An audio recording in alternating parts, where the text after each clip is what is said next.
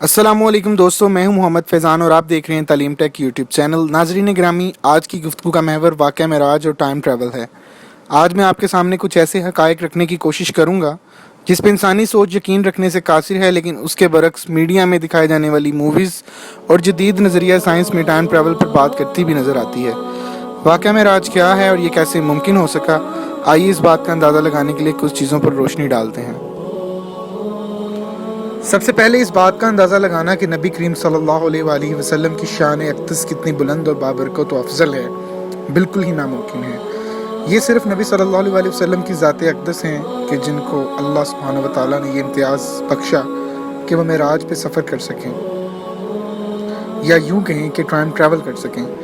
नाज़रीन गिरामी, साइंस की रूह से टाइम ट्रैवल पॉसिबल है। इसके बारे में बहुत से लॉज भी हैं कि टाइम ट्रैवल कैसे किया जा सकता है, लेकिन वाक़या मेराज जैसी कोई मिसाल ही नहीं है। दोस्तों, 27 रजब की रात को हज़रत जिब्रील अमीन अलैहिस्सलाम मक्का मुकरमा में आप सल्लल्लाहु की खिदमत में हाजिर होते हैं और अल्लाह के हुक्म के मुताबिक मेराज पे सफ़र करने की पेशकश करते हैं। चुनाचे नबी सल्लल्लाहु अलैहि वसल्लम बुर्राक पे सवार होके पहले बैतुल मुक़द्दस यानी मस्जिद अक्सा पहुँचते हैं और फिर वहाँ से मेराज के सफ़र का बाकायदा आगाज़ करते हैं।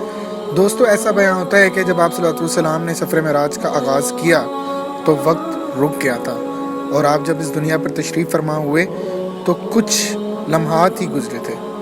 दोस्तों, बुर्राक की रफ्तार का अंदाज़ा लगाया ही नहीं जा सकता, क्योंकि अल्लाह पाक कुरान पाक की एक सूरत की आयत मुबारक में फरमाते हैं, और हमारा हुक्म तो आँख के झपकने की तरह एक बात होती है।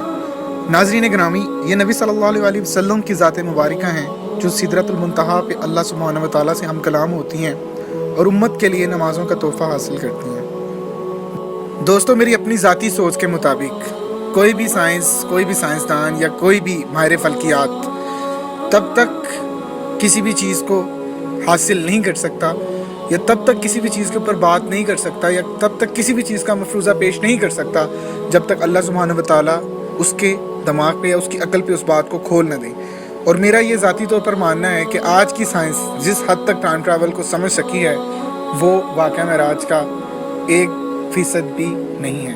तो लिहाजा मेरे मुताबिक ये बात यहाँ पे मैं ख़त्म करना चाहूँगा कि वाक़या मेराज बेसिकली बुनियादी तौर पर इश्क की एक मिसाल है।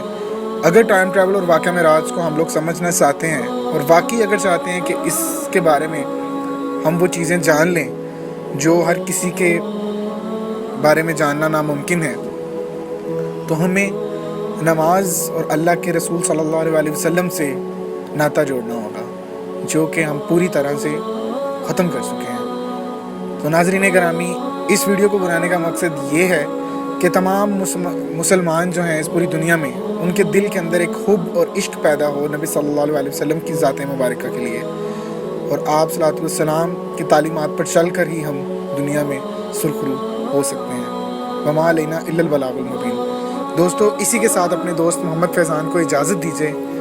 नेक्स्ट वीडियो में आप लोगों से फिर मुलाकात होगी। तब तक के लिए अल्लाह निगहबान। पाकिस्तान जिंदाबाद, पाइंदाबाद एंड गुड बाय।